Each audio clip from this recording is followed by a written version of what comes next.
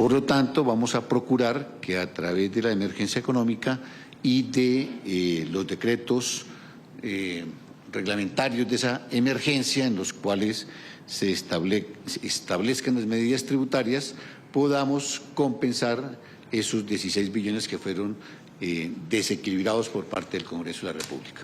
Los decretos de emergencia, esperamos hoy estar ya presentando el decreto de emergencia económica y esperamos a más tardar los primeros días de la próxima semana estar ya emitiendo los decretos reglamentarios. Vamos a hablar con los congresistas de este tema precisamente de las comisiones económicas conjuntas. Representante Olga Lucía Velázquez, gracias por estar con nosotros. Buen día. Juan Camilo, muy buenos días y muy buenos días a todos los televidentes. ¿Para usted se debe declarar la emergencia económica, representante? Bueno, yo creo que aquí es muy importante todos los televidentes que el Congreso tuvo la oportunidad de debatir, de discutir y de sacar adelante una ley de financiamiento que si no quería sacar todo lo que traía, de hecho yo presenté una propuesta de eliminar los 3 primeros capítulos y de aprobar solamente el capítulo 4 de los incentivos tributarios, pues el Congreso no lo quiso hacer, simplemente había una gran intención de no discutir, sino simplemente mostrarle al gobierno que no tenía las mayorías para aprobar la ley de financiamiento.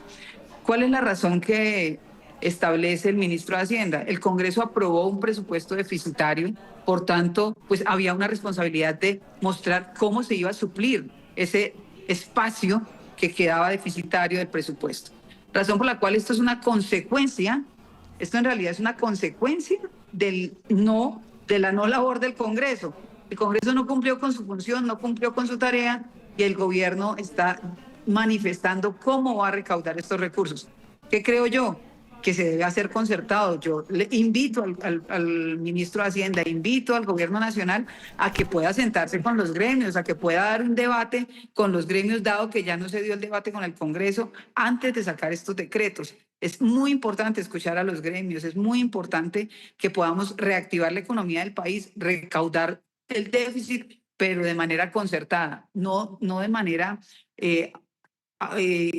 autoritaria, sino concertada. Usted describió muy bien los hechos y la cronología. Lo que usted acaba de decir, que el Congreso no la apruebe, que es normal una ley a un gobierno, ¿es una emergencia económica? ¿Desata una emergencia económica? No estoy diciendo eso. Lo que estoy diciendo es que el gobierno actúa de esa manera para saber cómo recauda los recursos del déficit de un presupuesto que aprobó el gobierno, que aprobó el Congreso, perdón. O sea, y mi llamado es a que concerten. No se pudo concertar con el Congreso, concerten con los gremios antes de sacar algún decreto que establezca el recaudo de ese déficit presupuestal. O sea, no estoy diciendo con esto de si estoy de acuerdo o no estoy de acuerdo. Lo que manifiesto es el Congreso debió haber sacado una ley. No la tramitó. Así le hubiera dicho al gobierno, miren, de los 4 capítulos aprobemos el 4, que son los incentivos tributarios que alcanzan a ser 4 billones. Le queda pendiente al gobierno 14 billones y esperemos, suspenda presupuesto mientras miramos de dónde se recauda. Pero aquí no hubo una concertación con el Congreso, por tanto, el gobierno lo que está haciendo es cómo suple ese déficit presupuestal que aprobó el Congreso, porque el Congreso aprobó un presupuesto deficitario. Entonces le cambio la pregunta, ¿lo está supliendo constitucionalmente, apegado a la ley? Eso es una función del Ejecutivo. O sea, el Ejecutivo toma una decisión. Nosotros, ¿qué debimos haber hecho? El Legislativo, pues legislar, y no lo hicimos. Yo he insistido de manera permanente, el Congreso tiene que cumplir su función de legislar, y no lo ha hecho. Y en este caso lo que hizo fue, no aprobemos una ley de financiamiento. Venga, no, aprobemos algo que le beneficia a los colombianos, como era el capítulo 4, que eran los incentivos tributarios, el descuento en intereses, multas y sanciones, el descuento en multas de tránsito. Lo estaba esperando el país y no se dio. O sea, por solo manifestarse en contra del gobierno, lo que hicieron fue perjudicar a los colombianos y las colombianas que estaban morosos con la DIAN y con la UGPP Claro. y con Tránsito. Entonces, lo que yo manifiesto es, cada uno tiene una función en este juego, es decir, el Estado tiene unos poderes que deben cumplirse, es decir, el legislativo debió haber legislado y haber sacado un trámite de la ley. No lo quiso hacer, no lo quiso hacer. El Ejecutivo tiene que tomar medidas. Pero En este caso están tomando esta representante, ¿no más bien la discutió y la rechazó como es normal en un debate? ¿Rechazar una ley o aceptarla o que pase? Es decir, la discusión medida. aquí Sí, pero habían también... opciones. Sí, claro, sí, en la concertación. Habían opciones, Juan Camilo, y la opción que yo estaba solicitándole al Congreso era saquemos adelante el capítulo cuarto. El capítulo cuarto, que son los incentivos tributarios. Saquemos adelante lo que beneficia al pueblo colombiano, que eran el descuento en intereses, multas y sanciones hasta de un 90%. Eso es lo que yo he insistido de manera permanente. ¿Cuántas personas están debiendo multas de tránsito y no se han podido poner al día y no tienen cómo trabajar? Personas que pueden ser conductores, puede ser mensajero, y no pueden porque tienen multas de tránsito. Venga, esta era una oportunidad. Aquí hubo un tema ideológico y político y no técnico. Así que cada uno cumple una función. Nosotros cumplimos una función. El gobierno es autónomo de tomar otras decisiones. Representante, la pregunta en el debate es concreta. ¿Declarar una emergencia económica hoy? O lo voy a poner de acuerdo a las respuestas que usted me ha dicho. Tratar de suplir esos recursos a través de una emergencia económica, ¿es constitucional o inconstitucional para usted? Bueno, no, yo creo que eso lo define la Corte Constitucional. Para mí es una función autónoma que toma el Ejecutivo, teniendo en cuenta que tiene un déficit fiscal que debe suplir. Que nosotros debimos haber, entonces, no aprobado un presupuesto con el déficit, porque la responsabilidad del Congreso debió haber sido allí. Entonces, no aprobemos ese presupuesto con el déficit. Quitémosle los 16 billones. Y no lo hicimos. Lo que hicimos fue aprobar un presupuesto deficitario en 16 billones de pesos. Así que a mí me parece que es súper importante que tengamos presente el contexto. Yo puedo decir, no se haga una emergencia económica porque debió haberse dado el trámite en el Congreso. Pero en este momento que el Ejecutivo es autónomo de hacerlo, yo le pido al Ejecutivo no saque una emergencia económica, unos decretos sin consultar con los gremios. Claro. Lo otro es, aquí, representante, no entiendo cuál es el hecho sobreviviente. Bueno, no, eso sí, es que yo no he visto el decreto. Entonces, hasta que no vea el decreto no podría pronunciarme al respecto, porque no sé sobre qué, porque acuérdense que una emergencia económica, los recursos que se recauden, solo sí tienen que invertirse en esa emergencia económica. Entonces, fíjese que aquí hay una gran discusión y es, dependiendo para qué se van a utilizar estos recursos. Una emergencia económica, solo sí, si es para La Guajira, para el Valle, para el Meta, tiene que invertirse en esos departamentos, no puede ser en general. Y aquí hay un déficit en el presupuesto. La pregunta es, ¿en qué términos está el decreto? Yo no lo sé porque no lo he leído, porque no está oficialmente publicado. Pero el ministro ha entregado puntadas. No, pero representante, el ministro del Interior ha dado puntadas. Le voy a dar una. Él dice que los hechos, o que argumenta los hechos sobrevinientes en que hay una deuda que Colombia tiene que pagar, y que sin que esa deuda no se pague, al gobierno le queda muy difícil hacer nuevos proyectos de infraestructura, como las vías 4G, en fin. ¿Eso es un hecho sobreviniente para usted? No, un hecho sobreviniente es aquello que no se preveía, que es imprevisto, como por ejemplo una emergencia por inundación, una emergencia por deslizamiento, o una emergencia porque tembló y se destruyeron vías, casas, etcétera, hubo una afectación. Eso es un hecho sobreviniente, es decir, algo que usted no esperaba, que era inesperado. Por tanto, yo lo que puedo decir es que una vez salga el decreto oficial, lo revisaré y me pronunciaré al respecto, pero claramente un hecho sobreviniente es algo que usted no espera.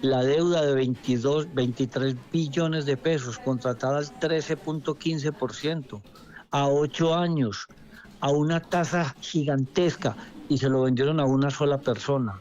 O sea, están haciendo un mega rico más en el mundo. No es que les chocan tanto los mega ricos, ¿para qué los producen entonces?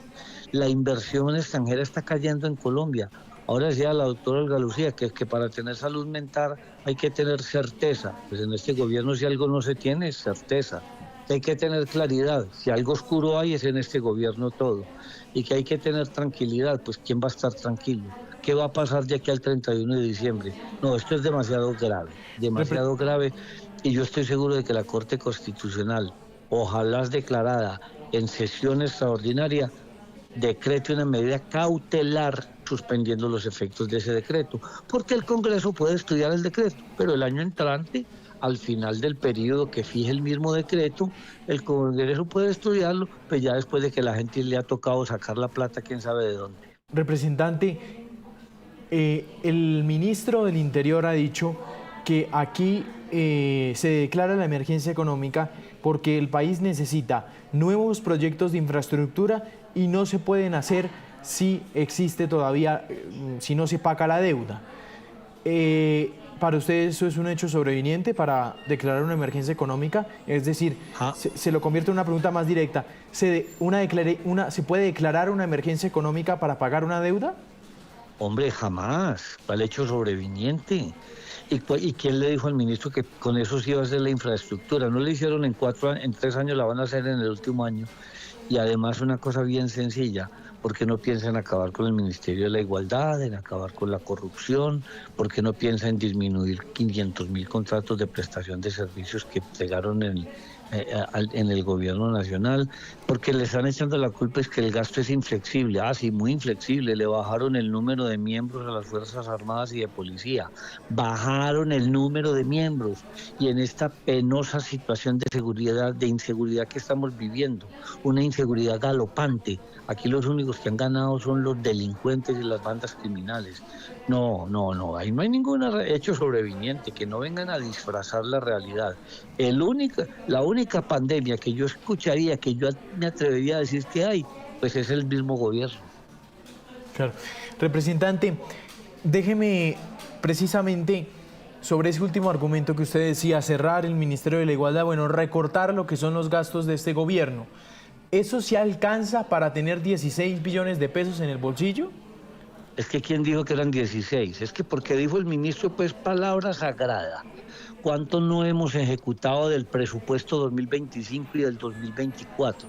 No, mejor le devuelvo la pregunta. ¿Será que necesitan caja para los primeros 3 meses del año entrante, dadas las elecciones del mes de marzo y de mayo? Esa es la pregunta. Representante, y ya para finalizar, déjeme preguntarle sobre el impuesto del 5 por mil que ha causado polémica. Ya usted lo nombró anteriormente, pero nos gustaría pues que usted ampliara más su argumento frente a este impuesto que ha causado un gran revuelo a través de las plataformas digitales. No, eso es totalmente antitécnico. Eso es subir el 25% del impuesto de hoy, del 4 al 5 por mil. Es subir un 25%. Pero como están lanzando las campanas al aire, que es que porque la economía va muy bien, ¿cómo será lo bien que va que tenemos un déficit fiscal pronosticado este año del 7%, el más alto de la historia, y tenemos una deuda pública como porcentaje del PIB del 66%, y la inversión extranjera directa viene bajando del 24% del gobierno Duque a un 14%. Yo no sé cuál es la bonanza de la economía. Unas tasas de interés que no se pueden modificar porque la inflación no cumplió la meta que se perseguía. Y ahora vienen dizque con una nueva teoría de que aumentando el salario mínimo desbordadamente, que eso es un engaño, porque después la inflación se comerá el aumento, y la gente está creyendo que eso es bondad y magnanimidad del gobierno. Y ahora hablan de los ancianitos que van a recibirle el platico de sopa. Pues los ancianitos recibían esa mesada desde el gobierno de Álvaro Uribe, que creó el programa de Colombia Mayor, que ahora lo van a aumentar. Perfecto, lo aplaudo, pero aumentenlo desde el presupuesto nacional, no del ahorro de las pensiones de 18 millones de colombianos que tienen un promedio de edad de 40 años. De ahí es de donde lo piensan financiar, porque no lo financian del presupuesto general de la nación. No, yo creería que a esto hay que sincerarnos, no hay ninguna justificación para esa emergencia económica. Ojalá la Corte decrete una medida cautelar suspendiendo sus efectos. Representante, déjeme hacerle ya esta la última pregunta. Esta mañana en entrevista con El Tiempo, una entrevista que publica el diario El Tiempo, el ministro del Interior confiesa, Armando Benedetti, que nunca hizo gestión para la reforma tributaria, para sacar la ley de financiamiento que hizo el gobierno. Y le contrapreguntan el por qué y dice que fue orden directa del presidente, que seguramente si él hubiera gestionado hubiera sacado esa tributaria. ¿Qué opina de esta afirmación? Pues me parece muy grave, pues nos debería confesar cuáles son los métodos que utiliza para estar tan seguro de que hubiera persuadido a los miembros de la Comisión Cuarta del Senado, que fue la comisión que votó negativamente la reforma, o la Comisión Tercera del Senado, que igualmente estaba dispuesta, lo mismo la Comisión Cuarta de la Cámara. Creo que en la Comisión Tercera de la Cámara era donde tenían más o menos un equilibrio de fuerzas entre el sí y el no. Entonces, si el ministro ya hizo esa confesión, pues que nos diga cuáles son los métodos. Dante Pérez, muy amable, gracias por estos segundos. Bueno, un saludo, muchas gracias. 10:33 minutos de la mañana. Vamos con más información. Pues estábamos hablando de la emergencia económica. Para nosotros es muy valioso tener la opinión de expertos. Y nos acompaña muy amablemente a esta hora el exministro de Hacienda, José Antonio Ocampo. Doctor Ocampo, buenos días, gracias por estar con nosotros. No, encantado de estar con ustedes. Doctor Ocampo, ¿qué opinión le merece esta intención de declarar la emergencia económica por parte del gobierno nacional? Bueno, el problema básico es que no cumple el requisito fundamental que establece la Carta Política Colombiana, es decir, el que sea un hecho sobreviniente, o sea, un hecho inesperado y yo diría de gran importancia. Las razones que está aduciendo el gobierno, básicamente que no se aprobó la reforma tributaria o la ley de financiamiento, como se le llamaba, me parece que son inadecuadas. Si eso ocurre, la norma legal es que el gobierno tiene que hacer un recorte de gasto con los recursos que, de acuerdo con la ley de presupuesto, no va a tener. Por lo tanto, lo que hay que hacer es un recorte de 16 billones de pesos. Sí, ¿es posible hacer ese recorte? Técnicamente, doctor Ocampo, ¿un gobierno tiene como recortar 16 billones de pesos o verdaderamente los necesita? No, yo creo que sí es viable el recorte, además porque el gasto público, todo el gasto de funcionamiento, ha estado aumentando muchísimo. Entonces creo que es viable hacer un recorte. No es fácil y por supuesto requiere un trabajo, pero hace rato el gobierno debería haber estado trabajando en cómo hacer ese ajuste de gasto, además porque le toca legalmente, como ya les mencioné. Muchos han dicho, doctor Ocampo, el recorte, acabar el Ministerio de la Igualdad. Bueno, y empiezan con más el tema de las embajadas alrededor del mundo. ¿El recorte verdaderamente significativo es por ahí? ¿Se hace así? Bueno, digamos, esos son algunos de los posibles recortes, no creo que alcance. Además, el Ministerio de la Igualdad es un ministerio de bajísima ejecución de su presupuesto y además ya está contemplado que desaparezca a fines de ese gobierno.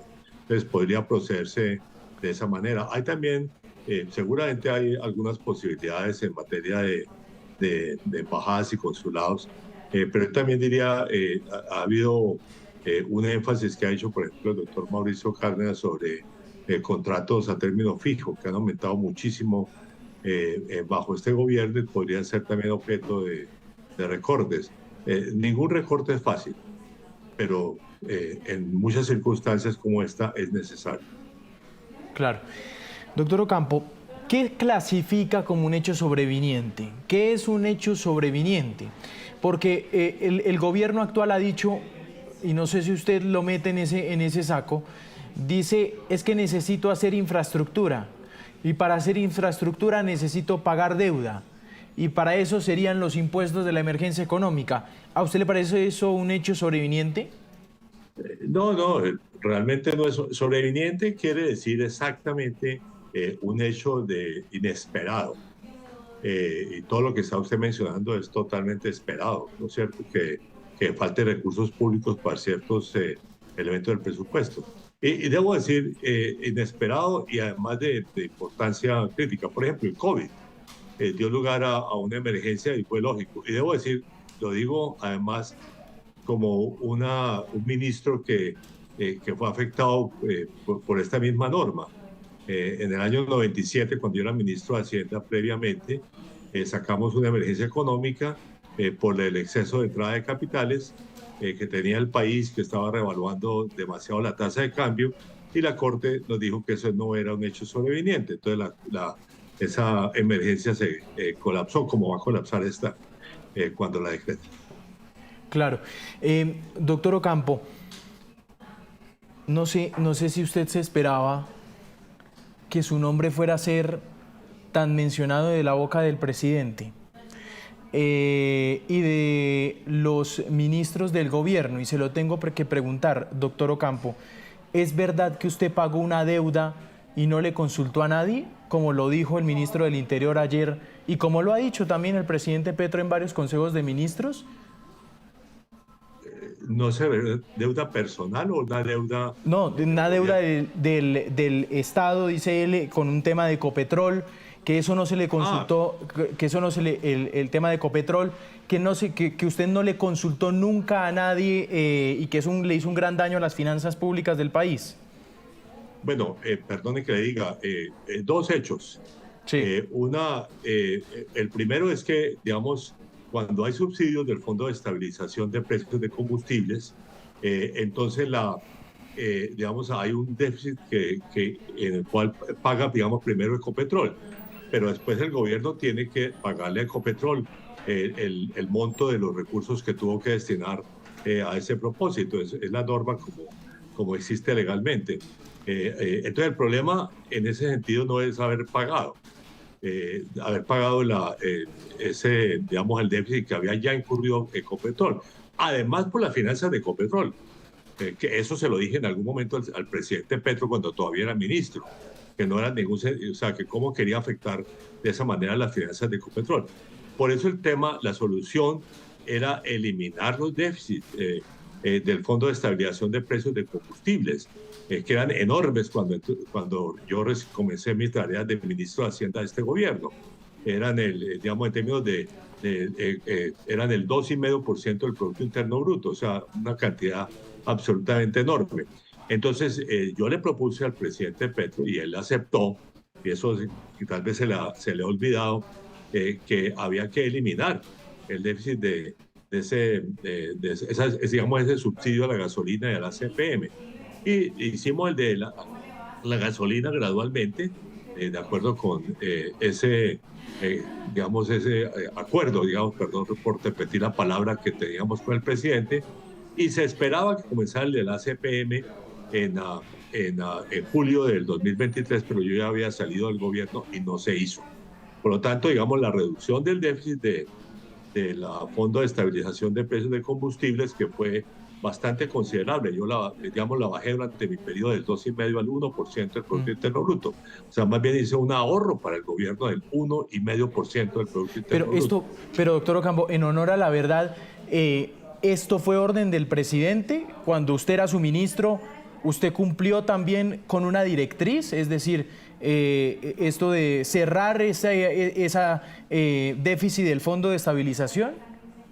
Sí, fue un acuerdo, dicho en contra de algunos miembros del equipo de gobierno, pero el presidente estuvo de acuerdo con esa propuesta que le hice pues, como ministro de Hacienda y se procedió y en efecto el déficit digamos, asociado a la gasolina desapareció.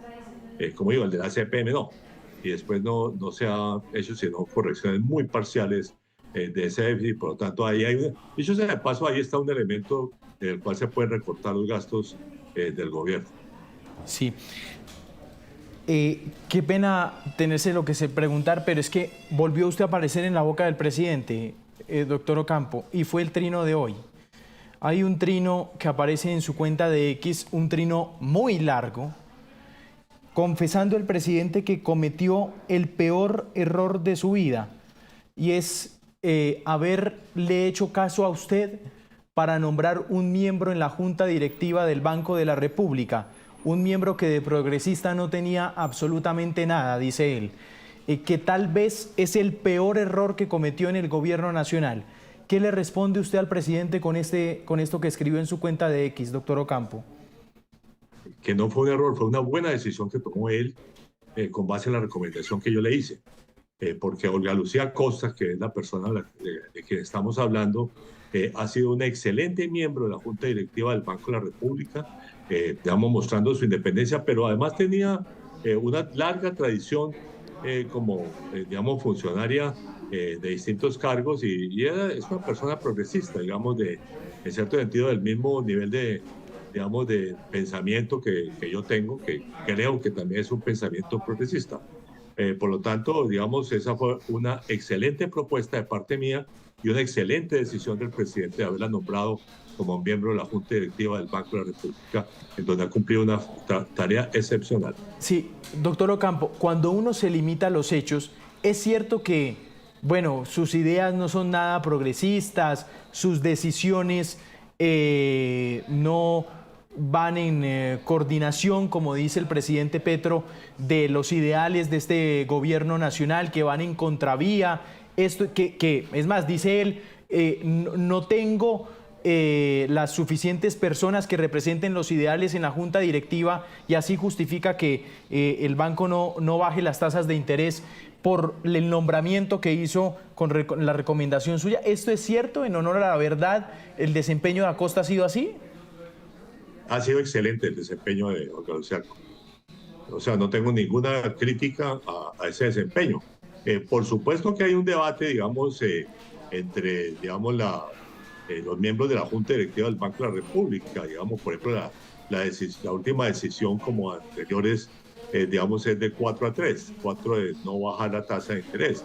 Y creo que tienen la razón, porque la inflación está estancada, está en el nivel de hace un año.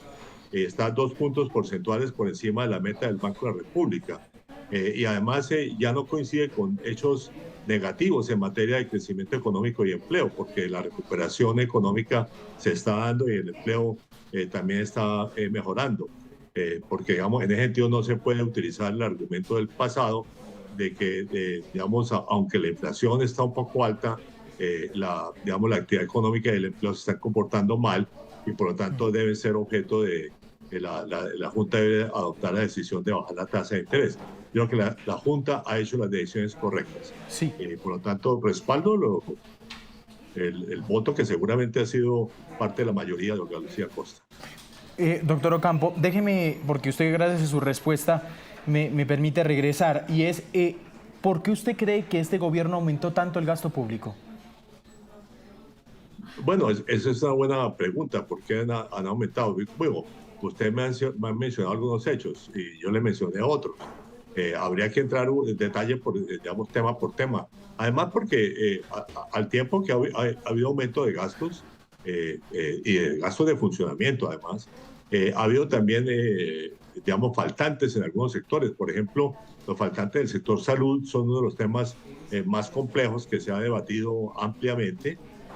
Digamos, en los últimos tiempos, además que no se solucionaban con los proyectos de ley que presentó el gobierno en esa materia, sino, por ejemplo, la unidad de pago por captación que ha sido aumentada en forma bastante moderada.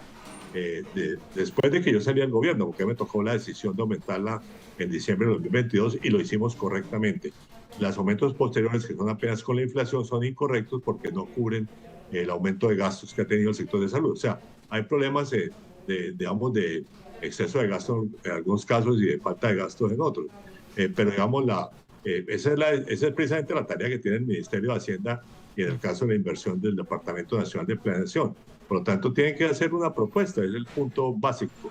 Es un tema desagradable, por supuesto. Es mucho más agradable aumentar el gasto público. Es desagradable tener que recortarlo, pero esa es la función de un gobierno. Sí, doctor Ocampo, ¿qué mensaje le manda al país un gobierno que quiere sacar impuestos vía decreto cuando se supone que lo ideal para sacar impuestos es una vía concertación? vía el Congreso de la República, a través de una tributaria, como siempre se ha hecho. Impuestos al decretazo, ¿qué mensaje usted cree que le manda al país?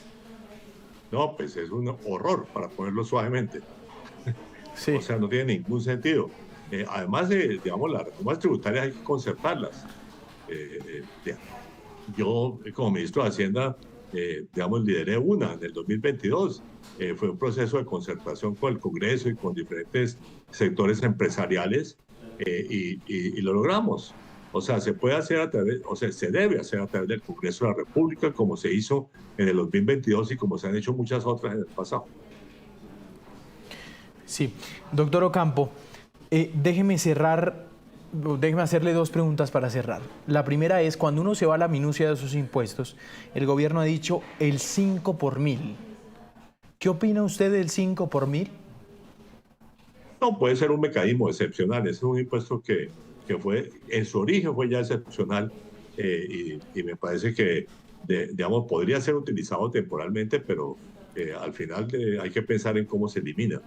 Además, se le han dado múltiples excepciones y, por lo tanto, me pregunto, digamos, cuál es su efectividad.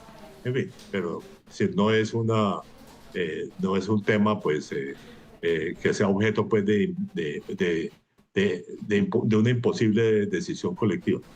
Claro. Y para cerrar, doctor Ocampo, usted como ministro de Hacienda, ¿presentaría un presupuesto desfinanciado o, bueno, desfinanciado no, amarrado a una reforma tributaria? Bueno, en algunos casos sí, eso ha ocurrido varias veces y podría ser importante hacerlo. Ahora, yo en su momento tramité los dos procesos en forma aparte, o sea, tramitamos el presupuesto por una parte y tramitamos la reforma tributaria por la otra. Obviamente la reforma tributaria pues tenía un efecto, digamos, complejo, digamos, para poderlo de alguna manera, pero perdóneme que así utilizando mi exceso de protagonismo No se preocupe.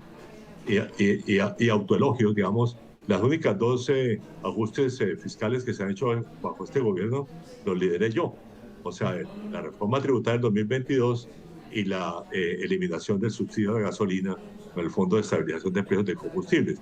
Esos dos juntos representaron, no sé, algo así como 2,5 puntos del Producto Interno Bruto. O sea, es el ajuste más importante. Y por el segundo, el gobierno demasiado bravo ahora. ¿Cómo? Que por ese segundo punto el gobierno parece estar demasiado bravo ahora. El segundo, el Fondo de Estabilización. Bueno, como digo, es absurdo. Digamos, el problema fue haber heredado.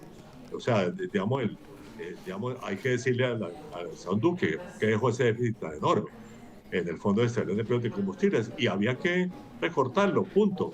Eso fue mi propuesta. Eso se hizo con la gasolina, desafortunadamente no se hizo con el ACPM, donde todavía hay un déficit que de hecho podría ser objeto de recorte. Doctor Ocampo, exministro de Hacienda, gracias por estos minutos aquí en Noticias Caracol en Vivo, se lo agradecemos mucho. No, a ustedes, muchas gracias y feliz Navidad para todos ustedes. Feliz Navidad. Seguimos hablando de la emergencia económica. Senadora Angélica Lozano, buenos días. Vamos a darle perdón. A Eduardo habló con la senadora Angélica Lozano. Miren. Bueno, senadora Angélica Lozano, presidenta de la Comisión Cuarta del Senado, gracias por este contacto con Noticias Caracol en Vivo. Y la hemos invitado para conversar sobre esa posibilidad que tiene entre manos el Gobierno Nacional de decretar una emergencia económica con el propósito de expedir nuevos impuestos, aunque no se sabe exactamente cuáles van a ser, pues sí se habla de que muchos de ellos serán los que estaban propuestos en la ley de financiamiento que se hundió. ¿Qué opina usted de que efectivamente el gobierno esté pensando en esta ruta para esos nuevos impuestos? Es un decretazo. ¿Eso qué quiere decir? Que es ilegal, que se sabe que la Corte va a tumbarlo. ¿Cuándo puede declararse la emergencia económica? Cuando hay un hecho nuevo, sobreviniente, inesperado, que no se podía prever, no se podía planificar y que genera gasto. Ejemplo, una avalancha, un terremoto, la erupción de un volcán, la avalancha de Putumayo, de hecho, de Mocoa, fue la última declaratoria vigente avalada por la Corte. Entonces, que Bueno, un una proyecto de pandemia. ley, una pandemia, que un proyecto de ley se hunda o se apruebe es lo normal y lo previsible. Usted en el Congreso presenta un proyecto y no sabe si lo van a aprobar, luego usted no puede dar por hecho que sí. Entonces el presidente sabe que este decreto no tiene procedencia, por eso espera a que la Corte cierre y salga la vacancia judicial del 20 de diciembre al 13 de enero. Y en el pasado otro presidente le decía a los congresistas, voten mientras los capturan, voten mientras están libres. Ahora el presidente Petro dice, recaude mientras la Corte tumba el decreto. Pero eso genera mucha tensión y daño a la economía y a la ciudadanía. ¿Qué pasa con esos impuestos? Que en el entendido de que quizá la Corte tumbe ese decreto de emergencia económica bajo estos argumentos de que quizá no existen las características para poderlo emitir. ¿Qué pasa con estos impuestos que se cobran en el entretanto? La Corte se demora 3 meses en tumbar ese decreto, pongámosle Semana Santa. Entonces, solo unos impuestos nuevos se cobrarían inmediatamente. Uno, el IVA. Ese entra a regir inmediatamente. Dos, el de subirle el precio a los licores. Pero los gruesos, como el del patrimonio, eso se recauda en el segundo semestre del año. Luego ahí ya no va a haber decreto.